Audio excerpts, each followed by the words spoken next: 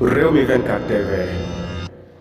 Touré bu mu joxee information yi taxaw yu solide yi irréfutable ci la police bi paniqué ñu woo Nappel pour Nappel ñëw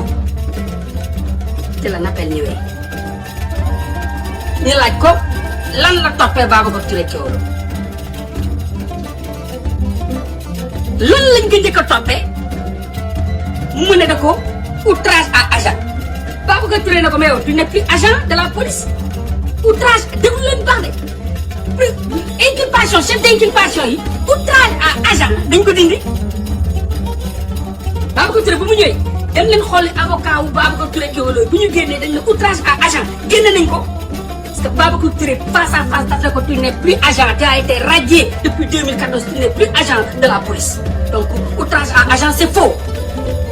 ci saase gars yi jóg bugg ko defaral carte moo tax carte bi ma leen won garde corps wonu ma leen carte police parce que moom dañ ko dàq ci police donc outrage à agent boobu n'existe pas parce que il n'est plus agent de la police ñu teggi loolu mu naaw Babacar Touré na ko tu n'es plus agent outrage à agent da nga koy wax ko ku nekk policier wala ku nekk gendarme tu n'es ni agent tu es juste garde du corps de Maham Diallo ñu teggi diffusion de fausses nouvelles lan mooy diffusion de fausses nouvelles bi est-ce que xam ngeen ko def ne moom moo taxaw ne Babacar dafa ko wax ni moom jot nañ ko tëj ci kaso bi et pourtant audio yaa ngi fi moo tax ne ko da ngay teggi wax naa ko sama dernier audio nee naa ko Nappel dama bëgg nga retirer sa plainte ñu jàll ci leneen mais si tu appelles à la guerre exactement il reste juste 3 chefs d'inculpation parmi les 8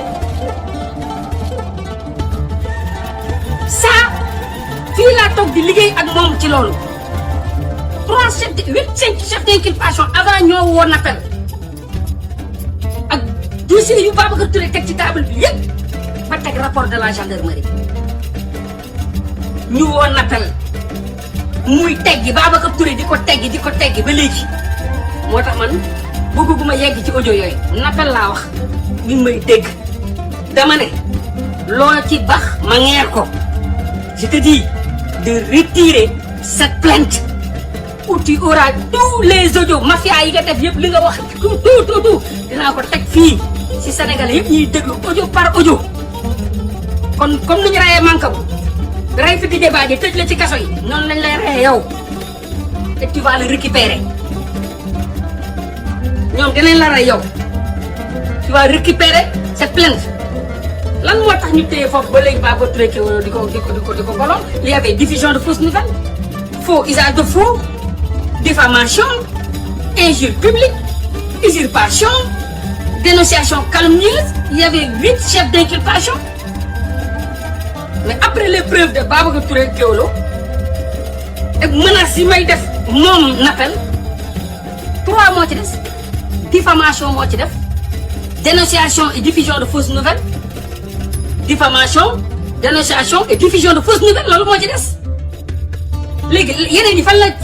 la seey lan moo tax mu seey parce que Nappel n'est plus agent lan moo fi lii moo fi des ñett yi lañ ko toppee te ñuy xaar yi ñu ko téye noonu di xaar moom mooy diffamation dénonciation nga dénoncer kenn et diffusion de fausses informations te lii lépp benn bi la li mu wax ne Nappel dañ koo tëj yorul kayit bu muy génn ne Nappel c'est vrai Nappel dañ ko tëj Nappel dugg na kaso il faut yu muy def nii yu mu yàgg a sàcc ay documents di teg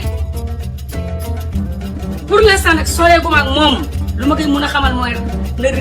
retirer plainte am wala ñu dem à guerre comme à la guerre les autorités vont nous regarder ñëpp ñu guerre ko ba mu jeex tàkk man ak yow pour muy clair loolu moo tax ñu supprimer ay outrage à agent supprimer yooyu yëpp parce que luñ ko toppee mooy Babacar a dit qu'il était dans une autre affaire en prison nee na loolu amul et c'est faux loolu moo tax léegi mënuñu bàyyi sax ay avocat wu Babacar mu ñëw ñu gis Babacar Touré Kewoulo mënatu leen teg bët réew mi lépp mafia la réew mi dil la mafia réew bandi la bandi réew agresseur la réew mafia dëgg moo nekk Sénégal ko xamul nag xamoo ku yem ci suuf toogal ci suuf rek lu ñuy liggéey ci kaw ak dil yi nekk ci kaw mafia bi keer ba nekk ci kaw bu ma ñëwee waxal leen toog leen rek déglu ko xamul ne man moo laa de comprendre ma lii nan nga defee nii lan na nga man je t'explique parce que man je suis ouvert ku ma woo ci suuf sax laaj ma wax la soxoruma mettiwuma bonuma dama nekk ci sama keer ku xamul ne mais lii lan wallahi ma laayee la biir parce que loolu moo tax may laay di laayee biir doomu aadama yi di partager ak ñoom li ma xam